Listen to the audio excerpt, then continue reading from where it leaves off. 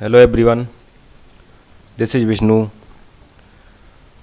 आज सीजीएल 21 के 13 अप्रैल के फर्स्ट शिफ्ट का मैथ का पेपर सॉल्व करेंगे। ठीक है, 1 बाई 1 सारे क्वेश्चन सॉल्व करेंगे। समझ में आए तो बताना, नहीं आए तो भी बताना। ठीक है, पहले क्वेश्चन मैं पढ़ता हूँ, तुम भी साथ में पढ़ना, करना, सॉल्व करने की ट्राई। नहीं हो तो फिर हम सॉल्व कर ही रहे हैं। ठीक है, दिया गया है ग्राफ बार ग्राफ 2014 से 18 तक 5 वर्षों में कंपनी के आय और व्यय को दर्शाता है। ग्राफ का अध्ययन करो और क्वेश्चनों का आंसर दो। निम्नलिखित में किस वर्ष में व्यय का आय से अनुपात न्यूनतम है? यानी व्यय यानी लाल वाला व्यय है और आय क्या है?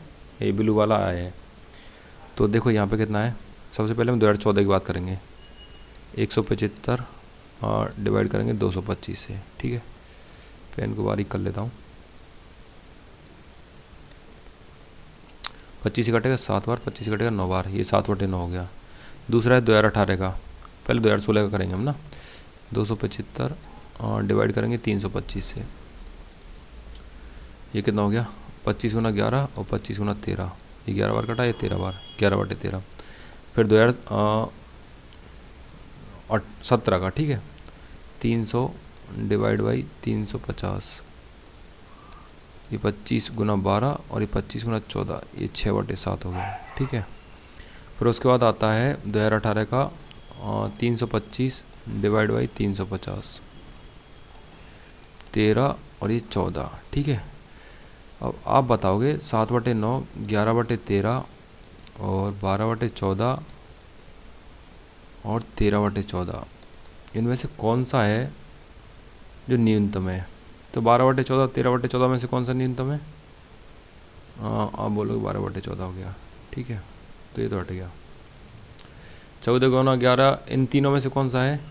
7/9, ये 9 छिक्की 54, 9 7 63, 0.7 के समथिंग आएगा। 13 8 104, ये 0.8 के समथिंग आएगा ये वाला। ठीक है, और 14 8 112, ये भी 0.8 के समथिंग आया। तो ये 0.7 वाला सबसे कम होगा ना, तो 7/9 सबसे कम है। 7/9 कौन से का बना था? 2014 का बना था। 2014 ऑप्शन नंबर 1 सही आंसर हो गया। ठीक है, अगला क्वेश्चन क्या है? 32 सेंटीमीटर व्यास वाला एक बेलनाकार बर्तन आंशिक रूप से पानी से भरा है। 12 सेंटीमीटर त्रिज्या वाला एक ठोस धातु का गोला इसमें गिराया जाता है। बर्तन में पानी का स्तर कितना ऊपर उठेगा? ऐसे मान लेते हैं ये एक बेलनाकार बर्तन है। ऐसा ही होता है क्या बेलनाकार बर्तन? आंशिक रूप से पानी से भरा है, मतलब पूरा नहीं भरा है। आंशिक का मतलब ये होता है पूरा नहीं भरा है। ठीक है, ऐसे ये भरा हुआ है। ये एक गोला है, इसको इसमें पुट किया जाएगा तो ये पानी ऊपर की तरफ बढ़ेगा ना। तो पानी जो ऊपर की तरफ बढ़ेगा वो मान के चलो h ऊंचाई बढ़ेगा। तो h ऊंचाई बढ़ा ना, तो वो जो बढ़ेगा उस पानी का आयतन और गोले का आयतन बराबर होगा क्या? आप बोलोगे हाँ होगा। तो आयतन हो जाएगा, यानी बेलन का आयतन πr²h। आर कितना? 32 सेंटीमीटर व्यास है, तो 16 गुना 16 गुना h बराबर क्या डाला है? गोला डाला है। 4/3 πr³। आर कितना है? 12। ठीक है, 3 से इसको काटेंगे 4 बार। ठीक है, 4 चौका 16 और ये 16 भी कट गया। 12 गुना 12 करेंगे 144 हो जाएगा। ये 16 से 144 कितनी बार? 9 बार कट गया। पाई से पाई कट गया, तो एच का मान कितना आ गया? 9 सेंटीमीटर आ गया। ठीक है, क्वेश्चन नंबर 2 एकदम सही आंसर हो जाएगा। अगला क्वेश्चन है, यदि बर के बेकन की लंबाई a+b है तो बर का क्षेत्रफल कितना होगा? बर का क्षेत्रफल कितना होता है बेकन की टर्म में, यानी डायगोनल की टर्म में बर का एरिया होता है a बराबर d² डिवाइड बाई 2। यहाँ पे d क्या है? बर का बेकन है। d की जगह मैं मान रख दूँ a+b का whole square divide by 2। a+b का होल स्क्वायर क्या होता है? a² + b² + 2ab डिवाइड करेंगे किससे? 2 से। तो a² + b² divide by 2 + 2ab divide by 2, 2 से 2 cancel. a² + b² divide by 2 + ab। ठीक है, ये कौन से ऑप्शन में? ये इस वाले ऑप्शन में। तो ये एकदम सही आंसर हो गया। अगला क्वेश्चन बनता है, एक चाय बेचने वाला 9 रुपये प्रति कप चाय बेचकर 50% का लाभ कमाता है। जब चाय की कीमत में 25% की वृद्धि हुई तो उसने 10 रुपये प्रति कप मूल्य बेचना चाय शुरू कर दिया। तो नई कंडीशन में कितना लाभ है ये पूछ रहा है। यानी कि 9 रुपये की चाय बेची थी उसने, तो उसका 50% लाभ हुआ था। यानी 9 है जो 150% है, और 100 का मान निकालेंगे तो क्या आ जाएगा? CP आ जाएगा। CP बोले तो कॉस्ट प्राइस। ठीक है, 0 से 0, 5 दूनी 10, 5 3 15, 3 3 9, यानी CP हो गया 6 रुपये। ₹6 की चाय थी, ठीक है। अब बोल रहा है 25% की वृद्धि हो गई इसके मूल्य में, यानी 5/4 हो गया। तो ये हो गया ₹7.5 की चाय हो गई। अब ₹7.5 की चाय को बेच रहा है वो ₹10 में, तो कितना डिफरेंस आ रहा है? ₹2.5 का डिफरेंस आ रहा है भैया। ₹2.5 का डिफरेंस कितने पर आ रहा है? 7.5 पर आ रहा है। तो लाभ निकालेंगे 2.5 7.5 पे, तो कितना परसेंटेज है?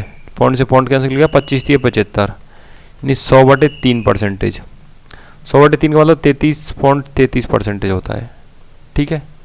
ये एकदम सही आंसर।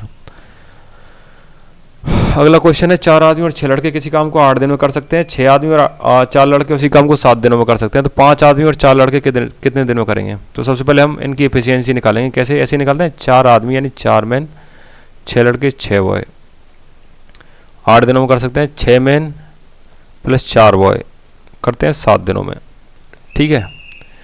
यानी 4 8 32 मैन प्लस 6 8 48 बॉय बराबर 6 7 42 मैन और 4 7 28 बॉय। इधर देखो 42 एम है, इधर 32 एम है, तो इधर 10 एम बच गया, ठीक है। इधर 28 भी है, इधर 48 भी है, तो इधर 20 भी बच गया, ठीक है। यहाँ से बी और एम का रेशो क्या आएगा? 10/20। 10/20 का मतलब कितना होता है? 1/2, यानी बी का एफिशिएंसी 1 और एम की 2। अब पूरा काम निकालूंगा मैं यहाँ से, तो एम की जगह रखूंगा 2, 4 गुना 2 प्लस 6 गुना 1 गुना 8, 8 प्लस 6 14 गुना 8, यानी पूरा काम हो गया 112 यूनिट, ठीक है। अब बोलता है 5 आदमी और 4 लड़के उसी काम को कितने दिन में कर सकते हैं? तो 112 यूनिट है, 5 आदमी यानी एक आदमी 2 यूनिट करेगा, 10 यूनिट हो जाएगा। 4 लड़के, एक आदमी 1 यूनिट करेगा, एक लड़का 1 यूनिट करेगा, तो 4 यूनिट हो जाएगा, यानी 10 और 4 14 यूनिट काम एक दिन में करेंगे इतने लोग मिलके, ठीक है।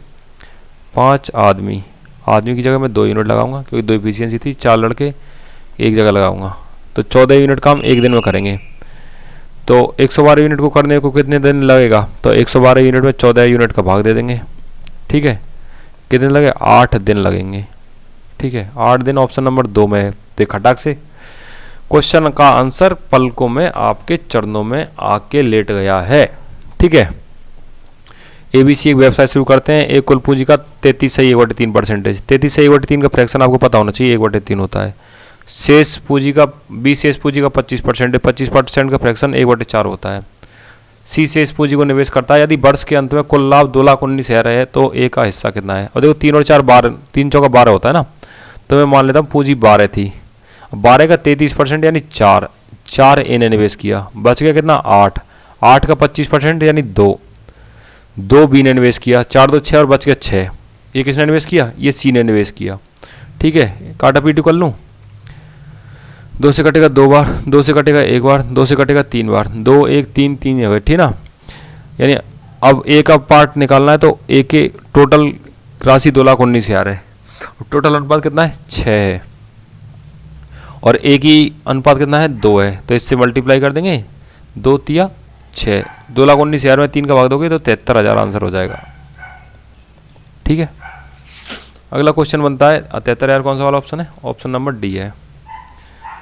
अगला क्वेश्चन बनता है 10 क्यूब 45 प्लस 4 कॉस क्यूब 60, और डिवाइड कर देंगे 2 cos square 45 degree minus 3 sec square 30 degree plus sine 30 degree.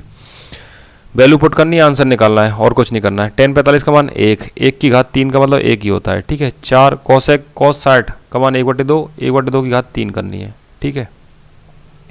Divide करना है 2 कॉसेक स्क्वायर 45 यानी √2 का स्क्वायर माइनस 3 सेक स्क्वायर 30 यानी कि √3/2, 2/√3, 2/√3 का स्क्वायर प्लस साइन 30 यानी 1/2। इसको सॉल्व करूँगा, 1 का क्यूब 1, 4 गुना 1/8, इसको काटा पीटी करेंगे 2 बार कट जाएगा, तो क्या बन जाएगा? सीधा ये 1/2 बन जाएगा। क्या बन जाएगा? ये बन जाएगा 1/2, ठीक है। मैं लिखता हूँ इसको 1/2, फिर 2 इंटू 2 का स्क्वायर, √2 का स्क्वायर यानी 2 माइनस 3 इंटू 2 दूनी 4/3 प्लस 1/2, ठीक है। 1 और 1/2 3/2, 3 से 3 कट गया, ठीक है।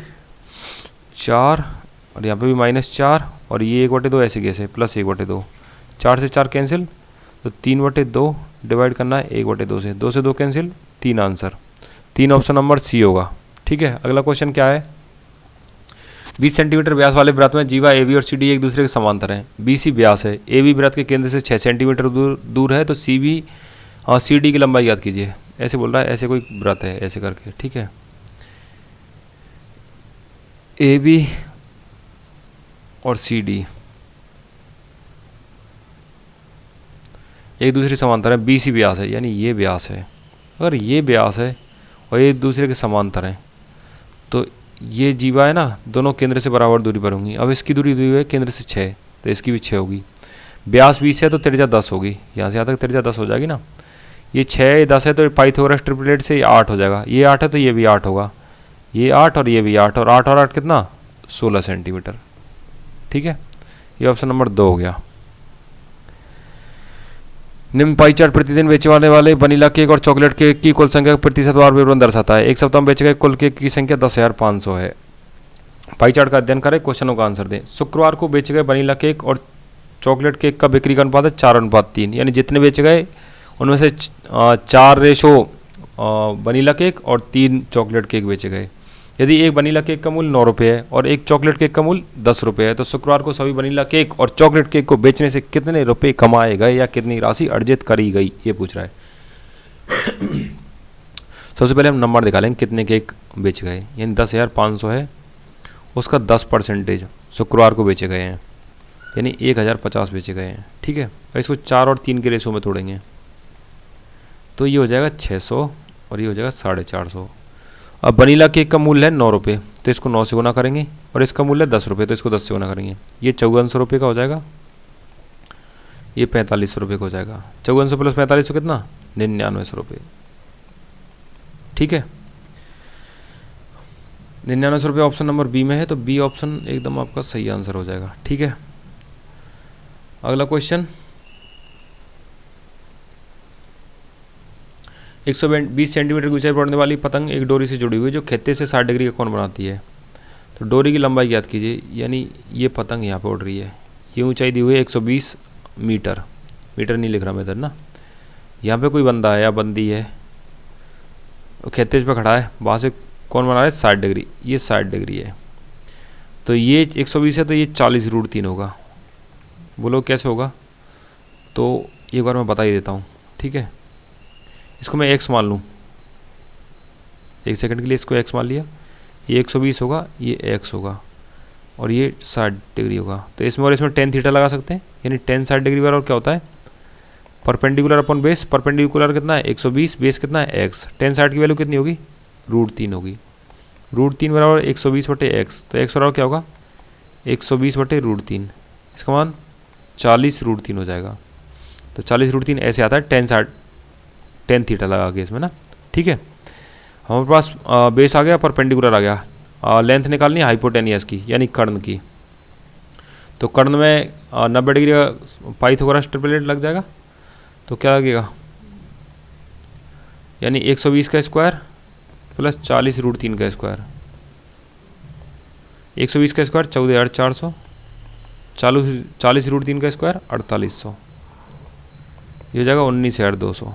ठीक है, ये 6400 गुना 3 हो जाएगा, और इसका अंडर रूट लेना होगा अपन को लेंथ निकालने के लिए, तो ये 80√3 आंसर होगा, जो कि ऑप्शन नंबर सी में, ऑप्शन नंबर सी एकदम करेक्ट आंसर हो जाएगा। ठीक है, एक सेकेंड,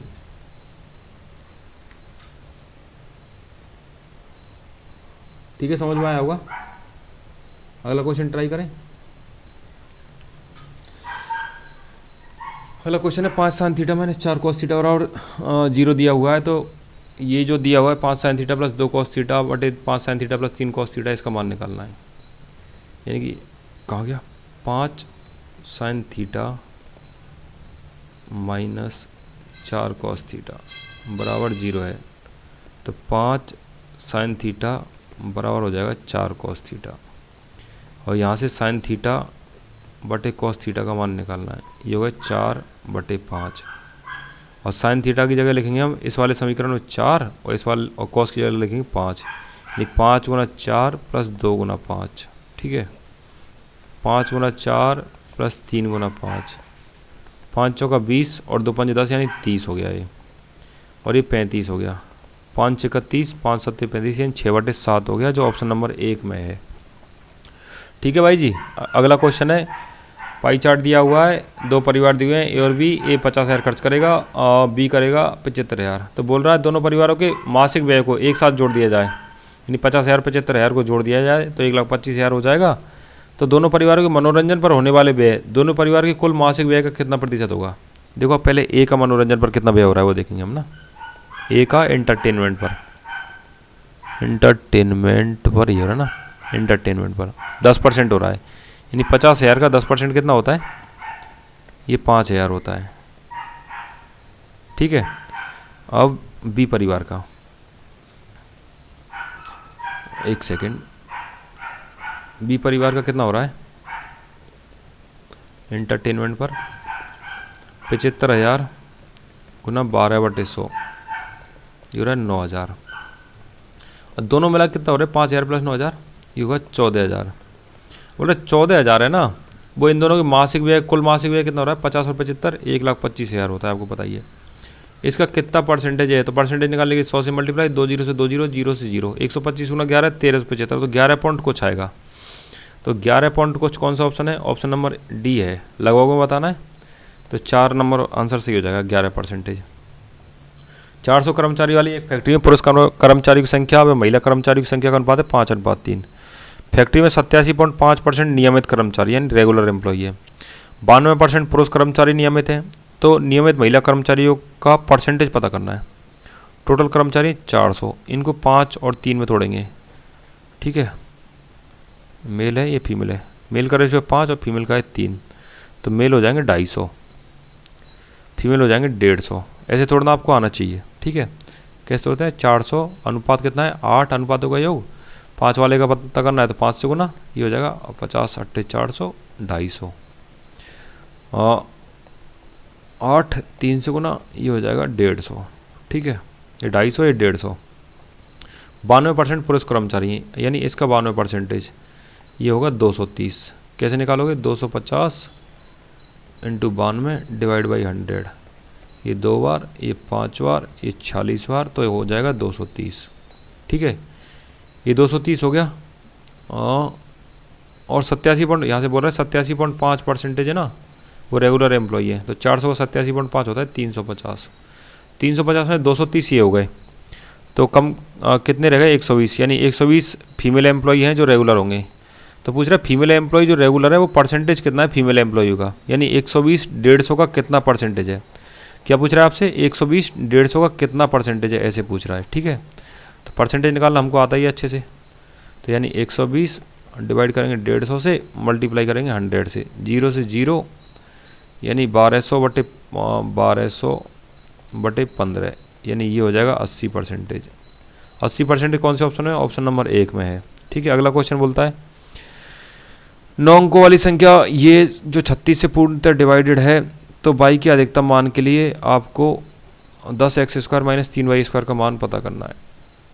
ठीक है, 7x 7 9 2 5 1 y का अधिकतम मान, अब 36 से डिवाइड करना तो y का अधिकतम मान ले सकते हैं यहाँ पे 8। तो 36 से डिवाइड करना तो एक तो 9 से डिवाइड होना, एक 4 से डिवाइड होना, 4 से डिवाइड हो ही जाएगा ये। 9 से डिवाइड करने के लिए क्या करना होता है, यानी डिजिट का सम 9 से डिवाइड होना चाहिए। 7 और 7 14 और 9 23 और 2 25 और 5 30 और 1 31 और 8 39 और 8 47। 47 हो गया। 47 से अगला कौन सा नंबर है जो 9 से डिविजिबल होगा, 54 होता है। तो 47 में 7 जोड़ेंगे तो 54 आएगा। तो x का मान हो गया 7, y का मान हो गया 8। इसमें हम वैल्यू रखेंगे 10 गुना 7 का स्क्वायर यानी 49 माइनस 3 गुना 8 का स्क्वायर यानी 64, यानी 490 माइनस 192, घटाओगे कितना आएगा 298, जो कि ऑप्शन नंबर 1 में है। तो ऑप्शन नंबर 1 एकदम सही आंसर हो जाएगा। ठीक है, एक दुकानदार किसी वस्तु के अंकित मूल्य पर 28% छूट देने के बाद भी 20% का लाभ कमाता है। यदि वह एक वस्तु को बेचने पर 3,080 का लाभ कमाता है तो वस्तु का विक्रय मूल्य ज्ञात कीजिए। 3,080 रुपये कमाए उसने वस्तु बेचने पर, और बोल रहा है ये 20% है। ठीक है, बोल रहा है 100 की वस्तु है, 20% लाभ कमा रहा है तो 120 में बेची होगी उसने, और 20% का मान कितना है, इतना है। तो यूनिटरी मेथड से 20 का मान इतना है, तो हमको कितने का पता करना है, विक्रय मूल्य 120 है ना, तो 120 का पता करना है। 20 छिकम 120, 3080 गुना 6 करना है हमको ना, 3080 गुना 6 करोगे तो कितना आएगा, 18,480 आएगा। ठीक है, 18,480 ऑप्शन नंबर 2 में है, तो ऑप्शन नंबर 2 एकदम करेक्ट हो जाएगा। अगला क्वेश्चन बोलता है 5 इंटू 1 माइनस एक्स बटे 5 minus 5 minus x minus 1/200 of 20 minus x बराबर है 0.08। तो एक्स का मान पता करना है। अंदर मल्टीप्लाई करते हैं, 5 को 1 से करेंगे 5, 5 को x बटे 5 से करेंगे x, माइनस को 5 से करेंगे -5, माइनस को माइनस एक्स से करेंगे प्लस एक्स, माइनस के 1/200 को 20 से करेंगे तो माइनस के 1/10 यानी 0.10, माइनस के 1/200 को माइनस एक्स से करेंगे तो प्लस x/200 बराबर है 0.08 के। ठीक है, ये प्लस का 5 है, ये माइनस का 5 है, कैंसिल हो गए, ये माइनस का x है, ये प्लस का x है, कैंसिल हो गए। तो x/200 बराबर क्या हो गया, 0.08 में माइनस का 0.1 जाएगा इधर तो प्लस को हो जाएगा, प्लस 0.10, हाँ प्लस 0.10 तो जाएगा 0.18। ठीक है, यानी कि x/200 बराबर 0.18, तो x बराबर क्या होगा 0.18 गुना 200, क्रॉस मल्टीप्लाई करोगे ना ऐसे या नीचे एक मान लो, तो x बराबर हो जाएगा 36। 36 कहाँ पर है, ऑप्शन नंबर 1 में है। ठीक है, अगला क्वेश्चन है कोई ट्रेन एक समान चाल से 225 किलोमीटर की दूरी 2.5 घंटे में तय करती है, तो उसी चाल से 450 किलोमीटर की दूरी कितने घंटे में तय करेगी। 225 किलोमीटर की दूरी 2.5 घंटे, 2.5 घंटे का मतलब 5/2 में तय करती है। तो स्पीड कितनी आ जाएगी इसकी, स्पीड और डिस्टेंस अपॉन टाइम, 5 से 225 काटोगे ये 45 बार, और ये 2 ऊपर चला जाएगा ना, तो 45 गुना 2 यानी कि 90 किलोमीटर पर आवर इसकी स्पीड आ जाएगी। ठीक है, और 450 किलोमीटर की दूरी है, 90 किलोमीटर 1 घंटे में तय करती है, तो इसको पूरा तय करने में कितना लगेगा, 0 से 0 गया, टाइम कितना लगेगा 450 में 90 का भाग देना होगा, यानी 5 घंटे लग जाएंगे, 5 आवर्स। ठीक है, ऑप्शन नंबर डी एकदम सही आंसर हो गया। क्वेश्चन नंबर 18 है, त्रिभुज ABC में भुजा BC पर D एक ऐसा बिंदु है कि एंगल ADC बराबर BAC है। ठीक है, CA बराबर 12 है, CD बराबर 8 है, CB का मान बताइए। ऐसे करके कोई ट्राइंगल है ABC। ठीक है, BC पर D एक बिंदु है, दिया हुआ एंगल ADC यानी ये वाला एंगल बराबर है एंगल BAC की, यानी इस वाले एंगल के बराबर है। ठीक है, ये वाला एंगल कॉमन हो गया। ठीक है, और ये वाला एंगल इस एंगल के बराबर हो गया, यानी ये ADC ट्राइंगल है वो BAC ट्राइंगल के सिमिलर हो गया। ठीक है, अब हम पता करें CA, यानी इस छोटे एंगल के सामने C है 12 छोटे ट्राइंगल में, इसके सामने है BC 12/BC बराबर 1 मिनट, ये वाला एंगल। ठीक है, और छोटे वाले ट्राइंगल में DC का मान है 8। ठीक है, और बड़े वाले ट्राइंगल में एंगल B के सामने कितनी है AC का मान कितना है 12। ठीक है, तो इसको क्रॉस मल्टीप्लाई करेंगे तो BC गुना 8 बराबर 12 गुना 12 यानी 144, तो BC बराबर 144/8 यानी हो गया 18। तो BC का मान पूछा ना हमसे, BC या CBA की बात होती है, 18 आंसर हो गया। ठीक है, क्वेश्चन नंबर 19 पढ़ने की कोशिश कीजिए।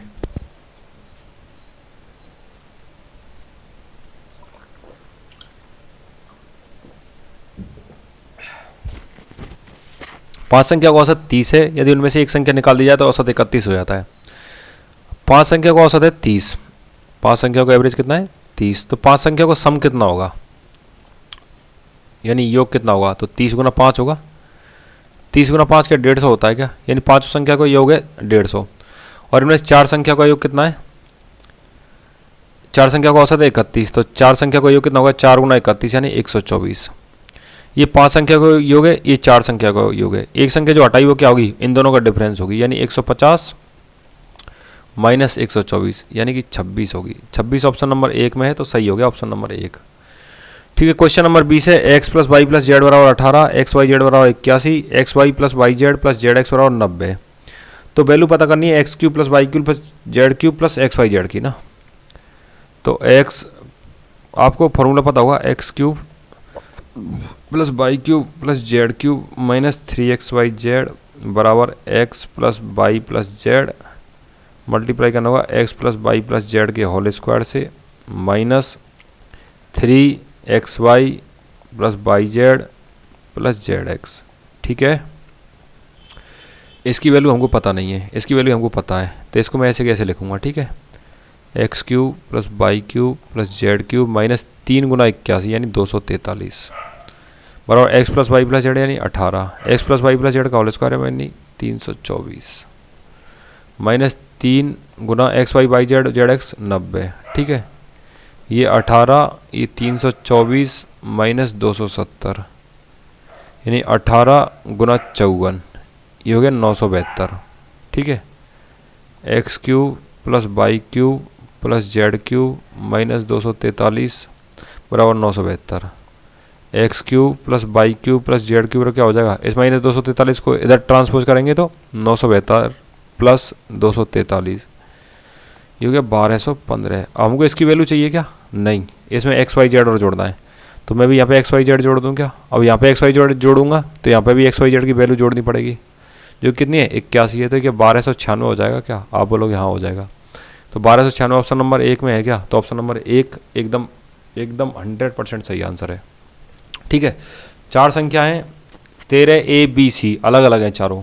संख्या के प्रत्येक जोड़े 13A 13B 13C का में से यानी SCF 13 है, और जहाँ A B C प्रत्येक 60 से कम है, और दिया हुआ है A है जो B से छोटा है, B है जो C से छोटा है। तो आपको पता करना है A plus C divide by B का मान कितना होगा। ठीक है, 13, अब देखो 13 है, 13 का अगला मल्टीपल होता है 26, तो एक संख्या 13 26 हो जाएगी, क्योंकि इनका एलसीएम SCF 13 आएगा। फिर दूसरी हो जाएगी 13 39, इसका भी SCF 13 आएगा। तीसरी हो जाएगी 13 52, इसका भी SCF 13 आएगा। ठीक है, यानी A का मान ये है, B का मान ये है और C का मान ये है। हमको 26 प्लस 52 बटे 39 यानी A प्लस C बटे B का मान निकालना है। ये कितना हो गया? 78 बटे 39 यानी कि 2 ऑप्शन नंबर 3 में है एकदम सही आंसर। ठीक है, एक वृत्त की जीवाएं AB और CD आगे बढ़ाए जाने पर P पर मिलती हैं। AB बराबर 6.3 है, BP 4.5 है, CD 3.6 है, तो PD की लंबाई याद कीजिए। सबसे पहले डायग्राम बनाना होता है, डायग्राम बनाना आसान काम है। ये जीवा है AB, ये जीवा है CD, दोनों का पहले मैं AB लिख देता हूँ यहाँ पे, दोनों को आगे बढ़ा दूँ। कहाँ पर मिलती हैं? P पर मिलती हैं। ठीक है, AB 6.3 है, BP 4.5 है, CD 3.6 है और DP x है। ठीक है, तो 4.5 आप जानते हैं BP गुना PA, थ्योरम पढ़ी होगी ना, BP गुना PA बराबर PD गुना PC। ठीक है, BP का मान कितना है? 4.5, 4.5 और 6.3 10.8 इंटू 10.8 बराबर x गुना x प्लस 3.6। इसको सॉल्व करोगे तो x बराबर आएगा 5.4, यानी PD का मान कितना हो गया? 5.4। ठीक है, सॉल्व करने की कोशिश करना खुद से। ठीक है, ये ऑप्शन नंबर 2 एकदम सही आंसर हो गया। ठीक है, ऑप्शन नंबर 2। अगला क्वेश्चन बोलता है एक त्रिभुज ABC में D और E BC पर ऐसे दो बिंदु हैं, AD बराबर AE है। सबसे पहले मैं त्रिभुज बना लेता हूँ। ये त्रिभुज है ABC, D और E BC पर है, D यहाँ पर है, E यहाँ पर है। AD बराबर AE, ये AD है, ये AE है। ठीक है, दिया हुआ है एंगल BAD यानी ये एंगल CAE इस एंगल के बराबर है। ठीक है, AD बराबर AE दिया हुआ है, तो ये एंगल इस एंगल के बराबर हो जाएगा। ठीक है, और ये एंगल ये इस एंगल के बराबर हो जाएगा। ठीक है, ये दोनों एंगल बराबर, ये दोनों एंगल बराबर, तो ये एंगल भी बराबर हो गया। ठीक है, ये एंगल भी बराबर हो गया आपस में। पता करना है हमको P प्लस Q का मान, जिसमें AB बराबर 2P प्लस 3 है। इसमें हम सिमिलरिटी लगाएंगे triangle ABD but triangle CAE में सिमिलरिटी लगाएंगे। ठीक है, इसमें एंगल A के सामने BD है। ठीक है, और इसमें एंगल A के सामने कौन सी है? EC है। ठीक है, तो एंगल ए के सामने बी डी का मान लिखेंगे हम सबसे पहले। बी डी का मान है 2p और इसके सामने सी एस का मान है q, 2p/q, ठीक है। फिर ये वाला एंगल ना, एंगल बी डी ई, इसके सामने ए बी का मान कितना है 2p+3 और इस वाले एंगल के सामने क्या है ए सी का मान कितना है 3q-1 और ये क्या है इस वाले एंगल के सामने ए डी का मान ए डी और इस वाले सी के सामने ए ई और ए डी क्या है बराबर है, तो ये 1/1 हो जाएगा ना, तो ये हो गया 1/1, ठीक है। इसकी जगह मैं 1/1 लिख देता हूँ। और यार 2p/q और इससे हम निकाल सकते हैं 2p बराबर क्या हो गया q हो गया, 2p बराबर q, ठीक है। अब यहाँ पे इस वाले में ना 2p की जगह q रख देंगे तो p 2p बराबर q हो गया।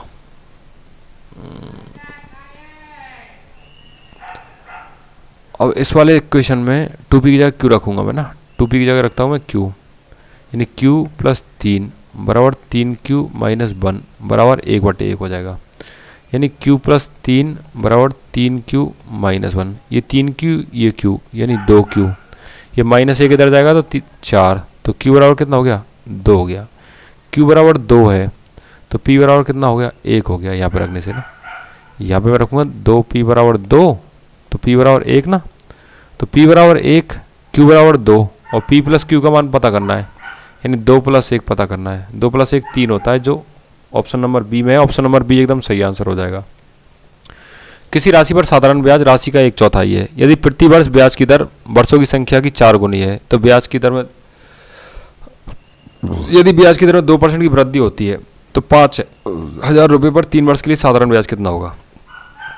मान चलता मैं राशि है x और वर्षों की संख्या है y, तो ब्याज दर कितनी हो जाएगी प्रतिशत प्रति वर्ष ब्याज दर वर्षों की संख्या की 4 गुनी है, तो ब्याज दर हो जाएगी 4y/100। बोला है ब्याज है वो राशि का 1/4 भाग है, 1/4 है ना, यानी x/4 है, तो यहाँ x से x काट दूँ क्या, काट दो, 4 से 100 काट दूँ क्या 25 बार, ठीक है। अब होगा 4y²/25 बराबर 1, तो यहाँ से लिख सकते हैं 4y² बराबर 25, तो y² बराबर 25/4, तो y बराबर 5/2। अब ये है टाइम, ठीक है। रेट कितनी है 5/2 का 4 गुना, यानी 10%। अब इसमें भी 2% का इंक्रीज लगाना है, यानी 12% रेट करनी है। राशि है 5,000, रेट है 12%, समय है 3 और ऐसी कंडीशन हमको साधारण ब्याज पता करना है। 2 0 से 2 0, यानी कि ये हो जाएगा आपका 1,800 रुपये हो जाएगा। 50 × 12 600 × 3 1,800 रुपये, यानी ब्याज होगा 1,800 रुपये ऐसी कंडीशन में, ठीक है। अगला क्वेश्चन है, निम्नलिखित हिस्टोग्राम 30 अंकों की परीक्षा में 40 छात्रों द्वारा प्राप्त किए गए अंकों को दर्शाता है। किसी छात्र को परीक्षा पास करने के लिए कम से कम 10 अंक चाहिए। कितने छात्रों ने परीक्षा उत्तीर्ण किए जो 50% से कम अंक प्राप्त किए हैं, यानी टोटल है 30 और 30 में से 10 अंक पास होने के लिए चाहिए, तो यानी 10 से नीचे वाले, यानी ये वाला और ये वाला, ये तो फेल हो गए, यानी 10 लोग फेल हो गए। और 50% से कम अंक प्राप्त किए, यानी 15 से कम प्राप्त किए और पास हुए हों, तो 7 लोग पास हुए हैं। ये देखो 7 ही लोग पास होंगे ना 30 में से, तो 7 एकदम सही आंसर होगा। उम्मीद है आपको हर क्वेश्चन समझ में आया होगा। मैंने कोशिश की है, पूरा एफर्ट लगाने की, समझाने की कोशिश की है। फिर भी कोई डाउट हो तो कमेंट कर सकते हो, और डाउट नहीं हो तो नेक्स्ट वीडियो के लिए वेट कीजिए। तब तक के लिए जय हिंद, बाय बाय।